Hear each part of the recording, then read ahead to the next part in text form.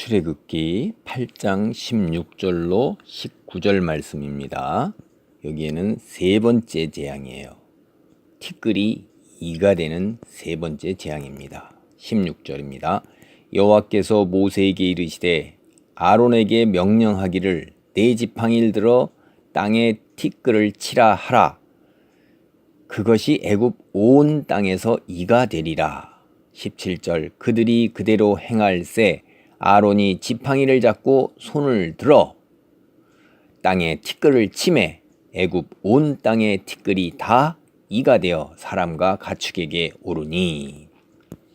여기에서 이제 모세와 아론의 그 관계가 분명하게 나오잖아요. 하나님께서 어떻게 말씀을 하셨어요? 아론에게 있어서 모세는 신과 같은 존재로 될 것이다. 그리고 하나님은 모세를 상대를 하세요.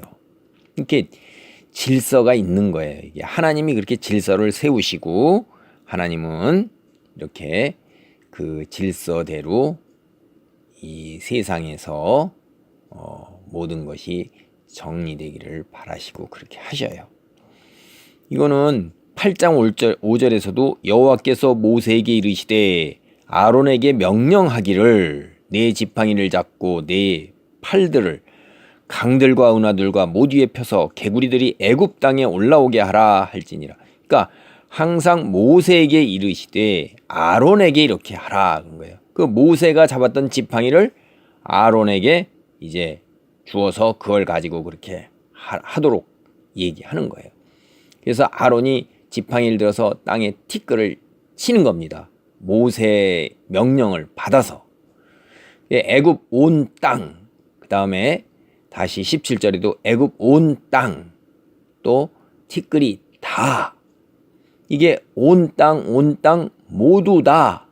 이게 재앙의 범위와 강도가 얼마나 심하고 넓은 것인가 하는 것을 반복해서 이렇게 강조를 하고 있어요.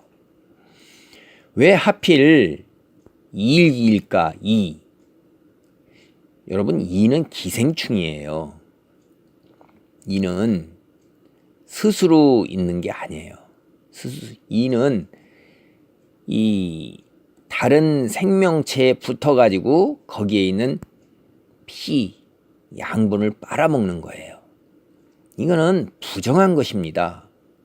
이것이 정결하고 그 다음에 이렇게 숭상받을 만한 그런 것이 못 돼요. 우리도 이가 올랐다. 그렇게 하면 뭐 이 오른 사람도 괴롭지만은 그 사람들을 바라보는 주변의 사람들이 그 사람을 가까이 하지를 않죠. 이 옮을까봐. 왜 그래요? 이가 사람 피부에 붙어가지고서 피를 빨아먹으면 그 가렵고 힘들고 부어오르고 괴로운 거예요, 그게.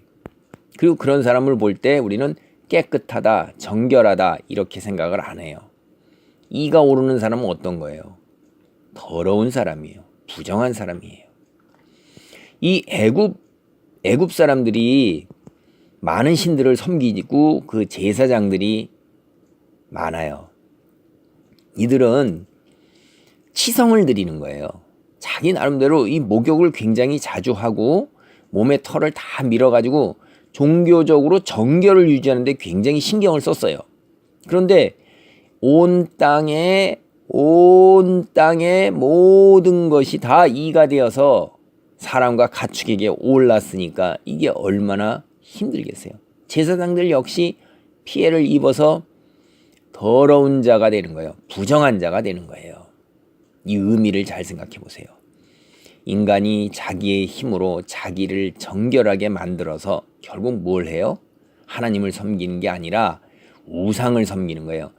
자기의 그 종교적 정결을 유지하는 것은 오로지 자기의 욕심을 채우기 위해서 이 세상에서 자기가 원하는 바를 채우기 위한 치성을 드리는 거예요. 정성을 드리는 거예요. 그걸로 인해서 자기가 바라고 원하는 것을 얻고자 하는 것이죠. 하나님은 그 방향이 틀렸다는 거예요. 여기서 내가 스스로 그렇게 정성을 들여서 행하는 방향이 우상을 향하는 것이기 때문에 내 스스로 내 힘으로 스스로 정결하게 한다 할지라도 그것은 잘못된 것이니라. 그리고 그것이 내 스스로 정결할 너 능력조차도 없다 하는 것을 하나님께서 이로 보여주시는 거예요. 부정하게 되잖아요. 자기 스스로 정결하게 할 능력이 없어요. 18절입니다. 요술사들도 자기 요술로 그같이 행하여 이를 생기게 하려 하였으나 못하였고 이가 사람과 가축에게 생긴지라. 그러니까 여기에서는 이제 요술사도 더 이상 권능을 행하지 못하는 거예요. 이 요술사 이들이 거짓과 속임수로 이렇게 이런 능력을 행한 것인지 혹은 그 어둠의 세력들의 능력을 힘입어 가지고 이런 것들을 앞에 그 피를 만들고 뱀으로 지팡이로 뱀을 만들고 개구리가 올라오게 한 것인지는 모르겠지만은 어쨌든 속임수로 했던 어둠의 세력을 힘입어서 했던 간에 여기서부터는 그들이 하지를 못하는 거예요. 그래서 뭐라고 그래요? 19절에 요술사가 바로에게 말하되 이는 하나님의 권능이니이다. 하나님의 권능이니이다. 했으나 바로의 마음이 완악하게 되어 그들의 말을 듣지 아니하였으니 여호와의 말씀과 같더라. 이 하나님의 말씀을 떠난 사람들, 세상을 향한 사람들은 진리를 들어도 그 진리를 따르지 않습니다. 요술사는 뭐예요? 옆에서 바로를 섬기는 자잖아요. 그러니까 바로가 그들을 현자다, 뭐 책사다 이래가지고서 그들의 이야기를 듣는다 이 말이에요. 자기들이 행하지 못하는 그런 신기한 능력을 행하니까. 그런데 그들이 하나님의 권능이니이다 라고 말하면 그 말을 받아들여야 되죠. 옆에서 그런 거를 옆에서 조언을 하는 사람이니까 바로 내가 못하는 능력을 이 요술사가 행하는데 그 요술사가 그렇게 하나님의 권능이다라고 인정을 하는데 따르지 않는다면 자기 스스로 무덤을 파는 거예요. 이렇게 하나님을 믿지 않는 사람들은 하나님의 선포되는 진리를 들어도 그것을 따르지 않습니다. 예수님이 일찍이 말씀하셨죠. 복음이 선포되어도 길가에 떨어진 사람들은 마귀가 와가지고서 그 말씀의 씨앗을 빼앗아 가버린다고요. 이 말씀의 씨앗이 심겨지지가 않는 거예요. 우리 한번 잘 생각해 보시기 바랍니다. 성경이 무슨 말씀을 하는가 하는 거예요.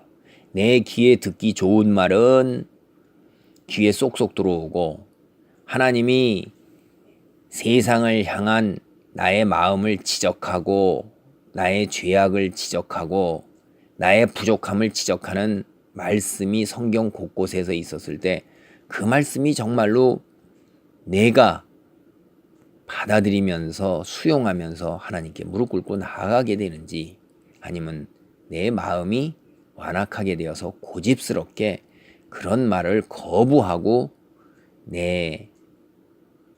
내가 말씀을 선택해서 선택적으로 취하고 있는 것은 아닌지도 생각을 해보셔야 돼요. 그럴 경우에 하나님 말씀을 내가 선택적으로 선택한다는 것은 하나님이 주시는 걸 그대로 받아들이는 게 아니라 내 스스로 선택하는 거기 때문에 내가 하나님이에요. 그거 교만한 것입니다. 그건 죄악이에요. 성경을 읽으면서 문맥상에서 하나님이 어떤 말씀을 하시는가 이렇게 잘해야 돼요. 예전에 잘못 큐티를 하는 사람들은 자기에게 형편에 맞는 해석으로 가져오고 그런 말씀만 받아들여요. 큐티가 잘못된 방향으로 가게 되면 성경 말씀 해석을 자기 형편에 자기 경우에 맞는 걸로 이렇게 아전인수격으로 끌어오게 됩니다. 굉장히 조심하셔야 돼요. 성경 있는 그대로 그 속에서 하나님이 무슨 말씀을 하시는가를 살펴보고 우리가 깨달음을 얻어야 돼요. 그래야지만 우리가 하나님의 사람입니다. 세상은 지나갑니다. 그러나 우리가 세상을 지나간 이후에 우리에게 주어지는 놀라운 것은 하나님 앞에 서서 영원한 축복이냐 아니면 영원한 형벌이냐 둘 중에 한 가지예요. 우리의 운명은 선택이 없어요. 우리의 하나님께서 우리를 창조하셔서 이 세상에 보내신 이후로 우리는 영원한 축복이냐 영원한 형벌이냐 두 가지 외에는 다른 길이 없는 것입니다. 바른 자리에 바른 선택에 있지 않으면 그것은 저주이고 그것은 정말로 끔찍한 것입니다.